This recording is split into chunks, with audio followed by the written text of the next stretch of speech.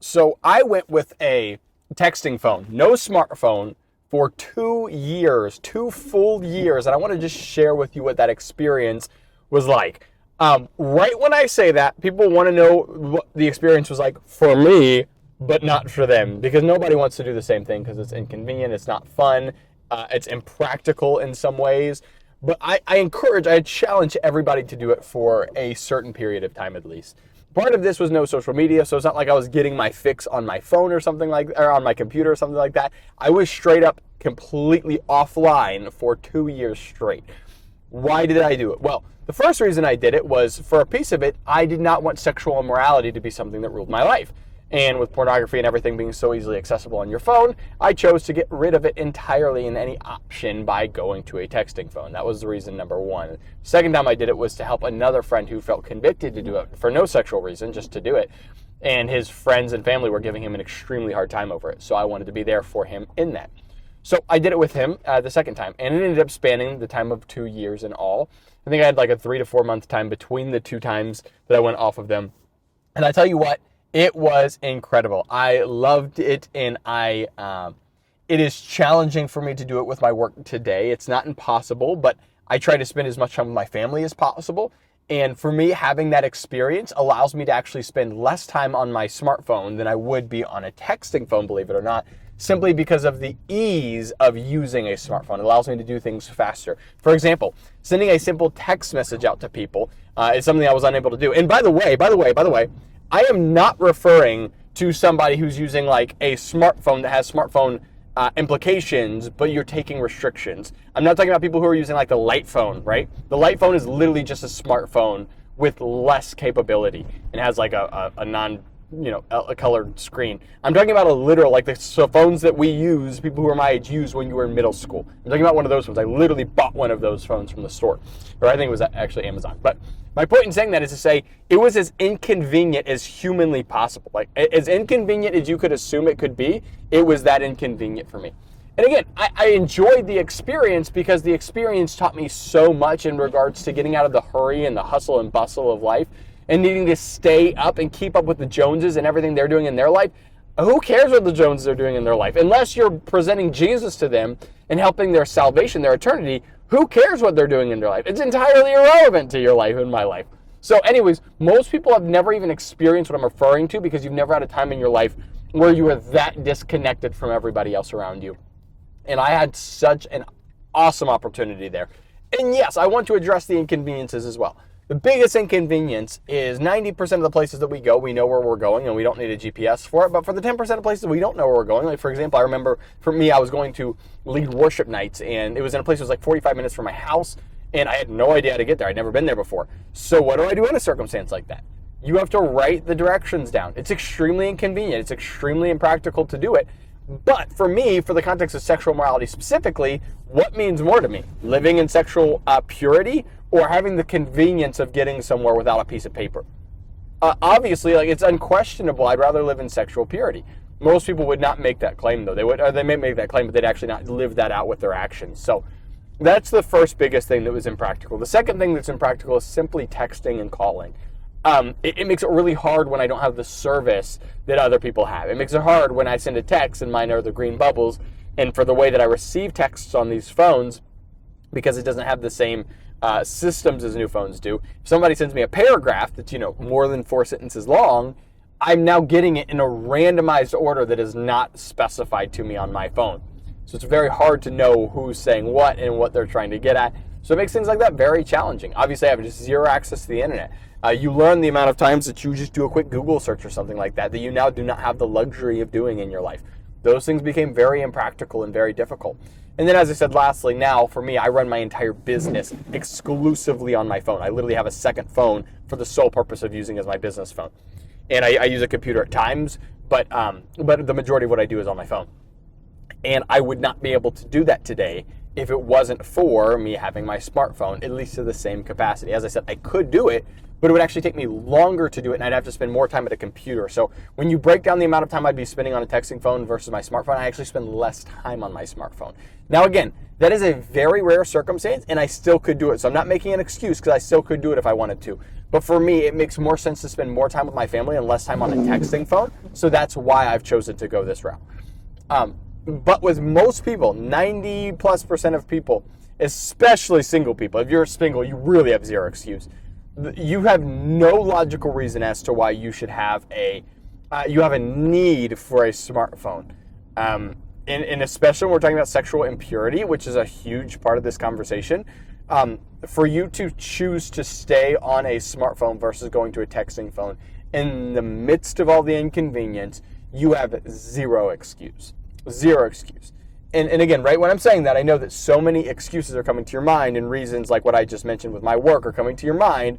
But again, I don't live in sexual impurity, so I'm allowed to say that I can make whatever decisions I want for the convenience matter of doing it.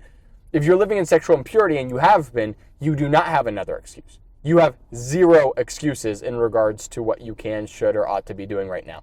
So the principle that I'm trying to get at here with you is, if you're somebody who's living in sexual immorality, you need to do what Jesus said. You need to cut your hand off, cast it from you, for it's better to enter heaven without a hand than hell with your entire body intact. You will spend an eternity apart from Jesus if you choose to live in a sin that you know the answer and how to resolve, and you choose not to do it because of your own convenience. Again, forget what Cody has to say. You will stand before the judge of the universe one day, and he will ask you to give an account for your life. And if you're going to sit there and say, yeah, I just didn't want to use a texting phone, I don't believe the judge of the universe is going to give a whole lot of empathy or grace towards the simple inconvenience matter of you choosing to use a smartphone over your texting phone. Your Snapchat, your directions to go to fill in the blank place will not even be existent in eternity. So the fact that we're using those as the sole reason that we're choosing to live in sexual sin today makes no sense. Now, again, not everybody who's watching this is dealing with sexual morality, so I don't want to make it sound like that's the entire story.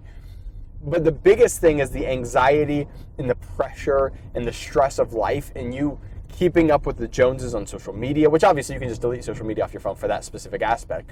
But the hurry and the hustle and bustle and the dopamine hits of all the notifications of, oh my gosh, who said what? I've got 7 new notifications. Since I've been in the car, I have 7 new notifications. And you needing to know what's going on, what's happening in your life. These things can just cause and add to the extra stress and anxiety that's in your life. Now, one other aspect I want to mention is, I think it's unquestionable that you will have less of this dopamine stress and high that's always going from you just getting this intoxication from notifications online and things like that. That's reality. But I will also say, this is something that people don't talk about a lot, that this is a psychological thing that's like proven in studies. You generally, in whatever time or experience you're in life, will choose to come back to the same aspect of reality that you otherwise were at before or after you made any sort of change in your life. So that's a really complex way of saying this. If you have anxiety today, if you got rid of social media, the likelihood of you having anxiety still 6 months after you got rid of social media is still going to be there. Why? The reason for this is because we choose to have a perception of what could, should, or is causing us to be stressed in life. So if we are somebody who lives in Africa, you don't have the capacity to be stressed over social media and body image issues because it doesn't exist in your life. You're focused on getting food, right? We have additional stresses that are added into our life, but a lot of those things that we perceive as stress are simply perceptions. It's not actually there. You're just choosing to allow something to stress you out, right? This is why I love Hebrews 12. It's one of the best cures for anxiety. It says, therefore, since we have such a great cloud of witnesses surrounding us, let us press on with endurance, laying aside every sin and encumbrance which so easily entangles us, keeping our eyes fixed on Jesus, the author and perfecter of our faith, who for the joy set before him endured the cross, despised the shame. Consider him who endured such hostility against himself by sinners, so that you do not grow weary. So many people grow weary, have all these sins and encumbrances which are so easily entangling them. And again, these are stresses of the world. It says sins and encumbrances. They're distinguishing sins from encumbrances.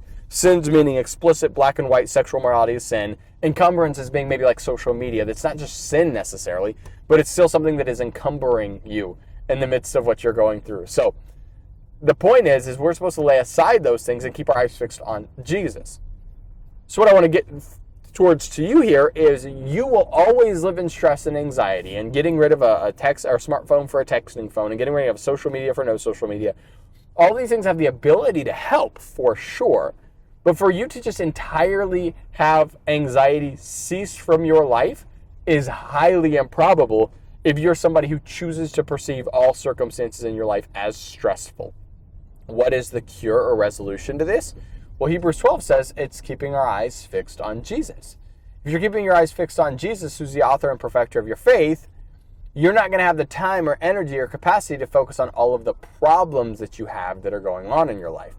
So if I were you, I would get all of the perspective change. Sorry, ambulance.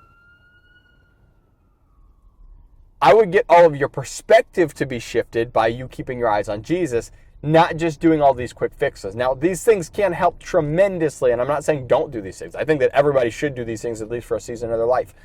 But what I am saying is at the end of the day, you have the capacity to be stressed in any and all circumstances if you choose to be stressed in any and all circumstances. It is a choice to let anxiety control and rule your life. It is a choice to let yourself make everything a big deal and be in the midst of drama. I know so many people in my life who are like, oh my gosh, you know how it is, and you're in high school, you're in college, and you just can't get away from the drama. It's everywhere in your life. And I was like, maybe you can't get away from it, but I got away from it. I never was in drama situations ever. To this day, I've never been in the drama of life. I've never been in other people's stuff or heard the tea spilled.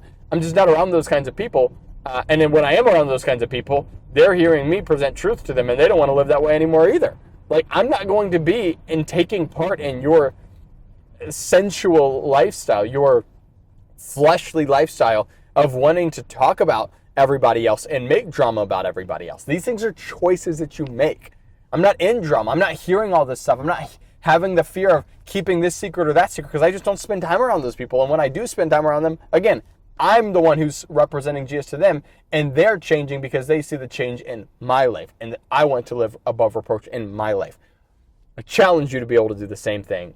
What can you get out of your life today that can make you look more like Jesus, and how can you get these sins and encumbrances removed from you so that you look more like Christ and less like the world? And maybe one of those big things that will help you tremendously in your life is getting things like social media or a smartphone out of it completely. Appreciate you. Love you all. If that's been a benefit, please consider subscribing, and I will chat with you all in the next one.